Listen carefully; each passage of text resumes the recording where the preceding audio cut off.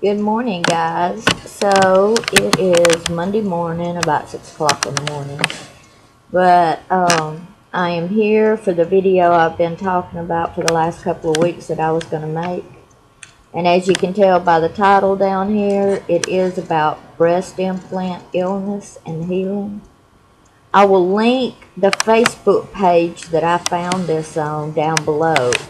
If you or somebody you know has implants or is looking to get them, please go check out this Facebook page. There are documentaries, there are news reports. These ladies have already went to the FDA a couple of weeks ago. When I found it 6 months ago, there was like 30,000, and now we're up to like 55,000 women, and this is just one Facebook page. There are more than one. But what it is I've had 2 sets of breast implants in 33 years. So when I found this page, I'm just going to give you a quick rundown on what this page is going to cover for you. It is a closed group, so if you want to get in it, you have to ask the administrator. But there are over 40 chemicals that make up the silicone. The silicone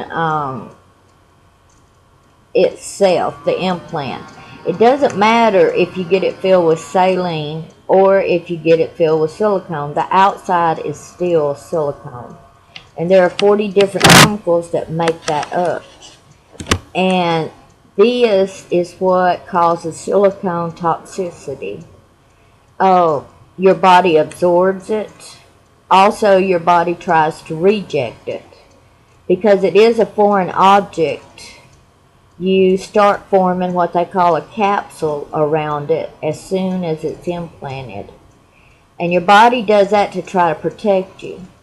But during all this time, it is going to fight.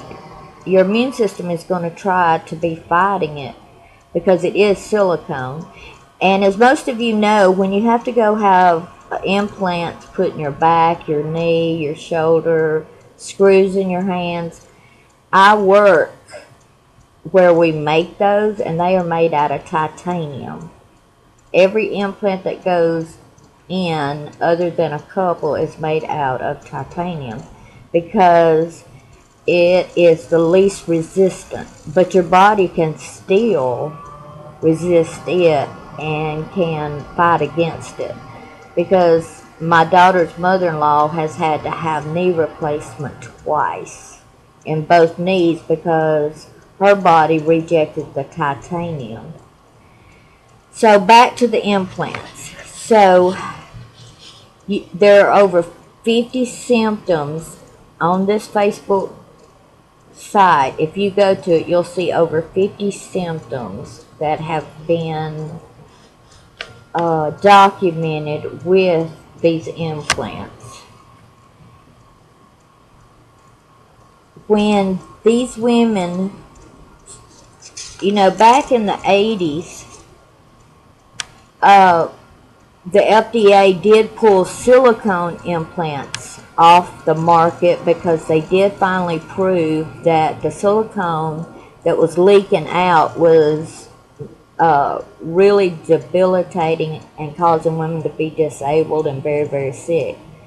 Back in 2000, they put it back on the market saying the silicone they're using now is safe. Remember that the bag, the implant itself is silicone no matter what you put inside it. And it is going to deteriorate and it is going to break down and your body will try to reject it. So, the women on here, you will just be so amazed at all of the stories that are on here. As I've been following it the last 7 months, they have went to the news.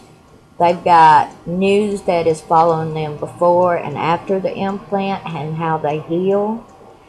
They have made documentaries, and like I said, these women went to the FDA a couple of weeks ago to, because they are really trying to fight this. And what they recommend on this site is you have your capsule, which is on the outside of the shell of the implant that your body makes, which is like it's like a scar tissue that surrounds it. And they recommend that when you have surgery to remove it, that is what is removed with the implant on the inside. And the importance of that is because if you just go in there and the surgeon cuts and removes the implant and not that outside capsule, then you still have all of those chemicals in that outside capsule. Also, you're going to see on this Facebook page, because they do post pictures, where if they remove that saline implant and say it had black mold on it, it had bacteria in it, you have left that behind too. And with the silicone, which is worse, if it had ruptured, and a lot of times your breast will feel fine and you don't know that it ruptured. And if he just goes in there and cuts that capsule to get the implant out, it's like a mushy, gooey, I don't know how to explain it, not even like Play-Doh, it's worse than that. And you can see the doctors just reaching in there and trying to pull out all that silicone.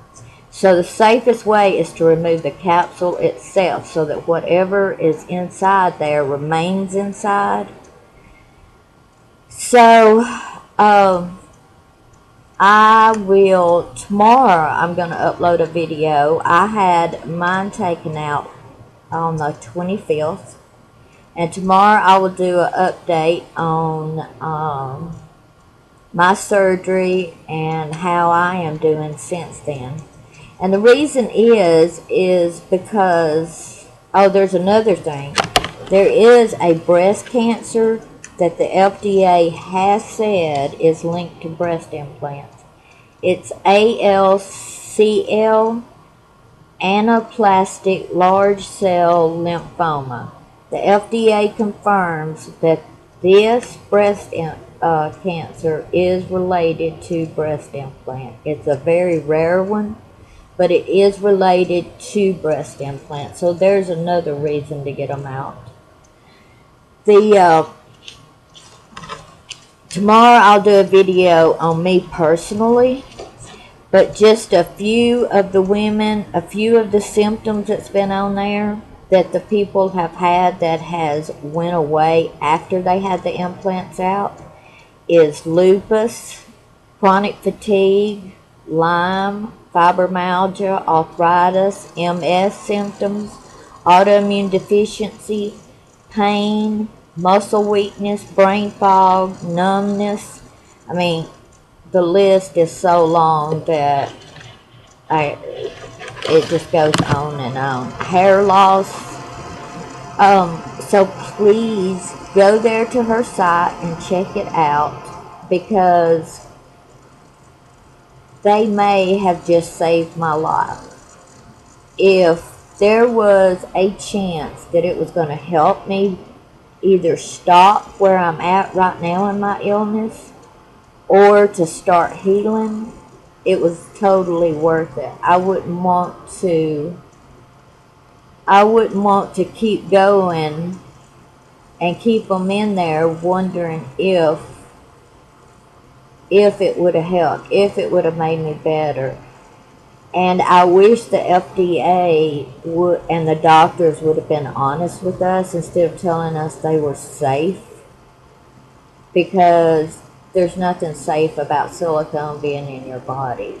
Nothing.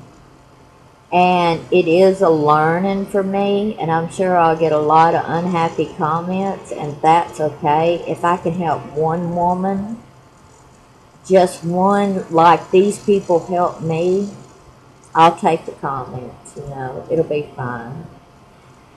But I will put the link down below, and all you have to do, there are a lot of ladies that are making YouTube videos, so you can also Go to YouTube and put in breast implant illness. You can also do that on Facebook, and you will find a lot of research. Now, like I said, I have followed news channels and documentaries and all these plastic surgeons on this Facebook link. She also has at the top. She also has doctors, plastic surgeons who do believe that this is causing the women to be sick, and they no longer put in implants. They will what we call explant it, and that means take them out with the end block. An end block is where they do take the whole capsule at one time to make sure nothing's left in. They have plastic surgeons listed who believe it, want to help the women, want to help them get better, and so they no longer do implants. But maybe I didn't stumble around too much on this, and I will make another video tomorrow. Bye.